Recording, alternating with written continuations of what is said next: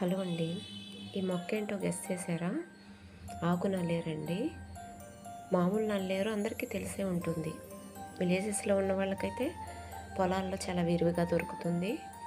చూడండి, ఇది మామూలు నల్లేరు. అయితే ఇందాక చూపెట్టింది ఆకు నల్లేరండి. చిన్న కటింగ్ మా ఫ్రెండ్ నాకు షేర్ చేశారనమాట.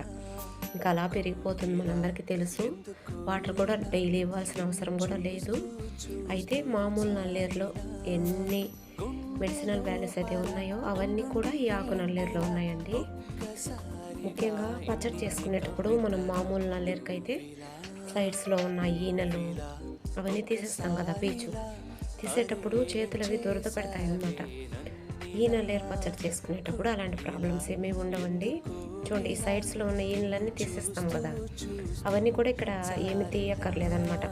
అలా కట్ చేసేసుకొని వేసేసుకోవటమేనండి. దీన్ని సంస్కృతంలో వజ్రవల్లి అంటారు. కాల్షియం రిచ్ ఫుడ్ కాబట్టి బోన్స్కి సంబంధించిన ఎటువంటి ప్రాబ్లమ్స్ ఉన్నా కూడా, అలాగే ఇండైజెషన్ ప్రాబ్లమ్స్ కూడా మనం డాక్టర్స్ దగ్గరికి వెళ్ళినప్పుడు ఫస్ట్ సజెస్ట్ చేసేది దీన్ని కన్స్యూమ్ చేయమని అండి. Thank you.